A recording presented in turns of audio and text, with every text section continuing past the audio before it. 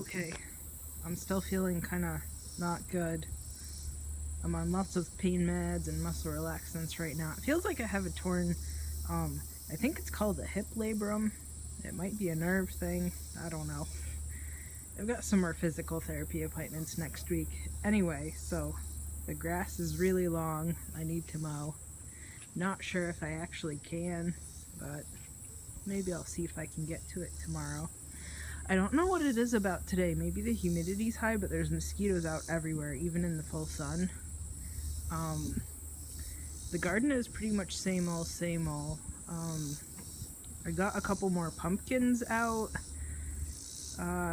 They were kind of maybe eaten on the bottom a little bit, so I managed to actually get them in the oven just now. I'm trying to make those pumpkin pies this weekend, I guess today.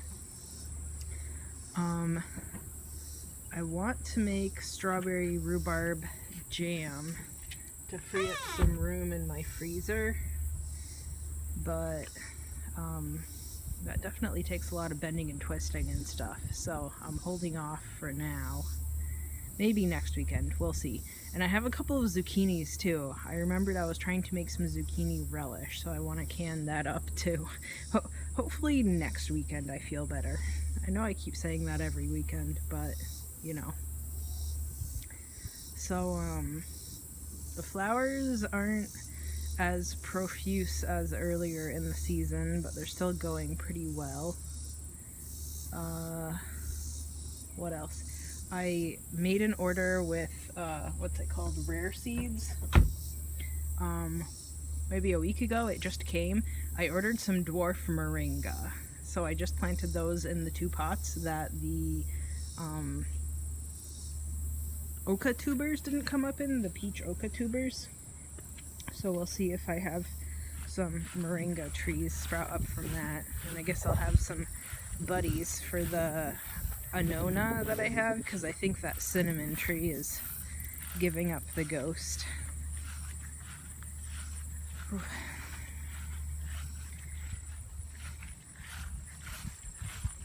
The grass is so long.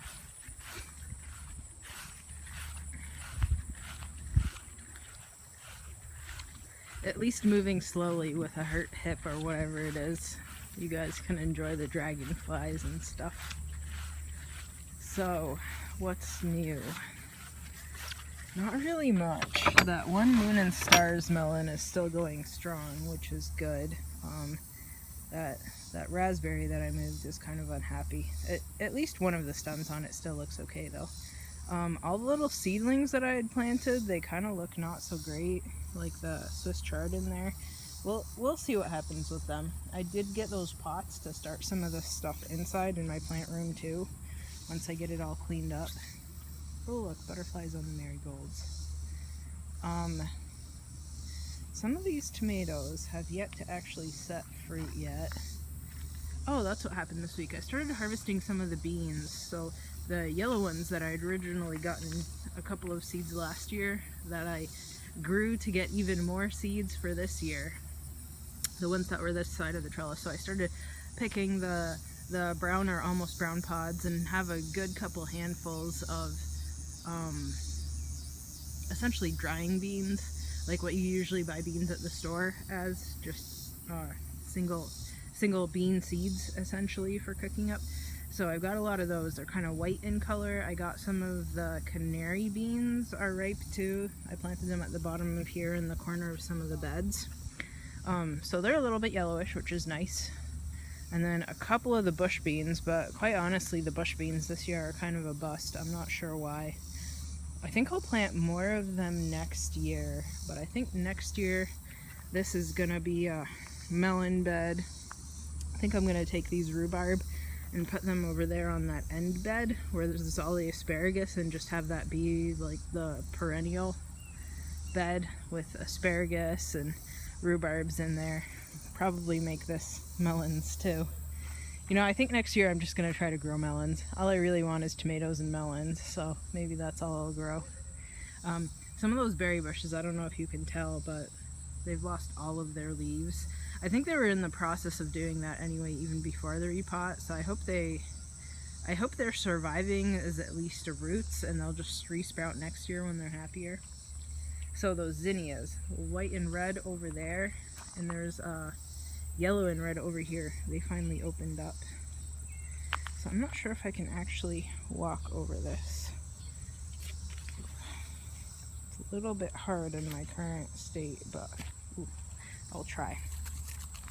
So I think one of those weird like honeymoon melons or something sprouted here. Well, we'll see if it actually makes an edible fruit or if it's just gonna sit there and rot. It looks like it might be nearly ripe because it's kind of turning a color. We'll see. I'll pick it in a couple weeks, I guess. I have no idea what that is. I guess I'll let it grow. So I go through and pick the strawberries every couple of days. I think I see one here. I've got a little bag started in the freezer. That's what I'm gonna use for that jam, the rhubarb and strawberry. Once the bag is full, I'm gonna make the jam. I think, even though some of the recipes that I found online are heavier on the rhubarb part, and I do have that gallon bag in my freezer full of chopped up rhubarb, so maybe that's what I'll do.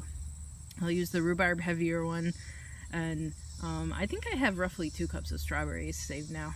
Oh, look at that. I think that's that Orris 8, the gooseberry by blackcurrant cross. It looks so bad, but at least the buds on it look alive. Maybe it wasn't meant to grow in the south. Oh well. I mean, it was kind of an experiment, so we'll see if they survive till next year. Maybe this year they're just mad. That sunflower, it's massive, has sunflowers coming off of the stalk and then more sunflowers coming off of that. It's the most prolific sunflower I've ever seen in my whole entire life. Hopefully it scatters seeds everywhere and I have a massive pile of sunflowers everywhere next year. The others are pretty good too. What else? I've been hand pollinating a lot of the passion flowers. I think you can see 2 of the purple ones over there. I have seen the big carpenter bees on them though, so I know there is a pollinator around here for them. If they're natively from the south anyway, there should be, right? So, more pumpkins have been setting fruit, which is nice. I think I had like 9 inside. 2 of them I left out here to rot, right? So I had 9 of them inside, 11. And I think I have at least 4 more out here. So it's been a good year for pumpkins. So I'm glad I always plant one of everything. Maybe my knee-jerk plan right now to just grow watermelons next year is folly. But oh, and I'm wondering if I shouldn't move the sorrel to over in that back bed too to just make it entirely perennial. Oh look, I have an okra.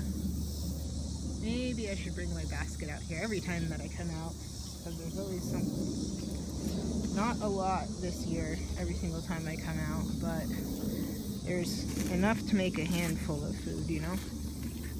So I want to show you. Oof. Hopefully I don't regret all this moving around later. My ridged loofah gourd. Apparently you can eat them when they're this size. I think I'm gonna let it grow out to make me a nice sponge.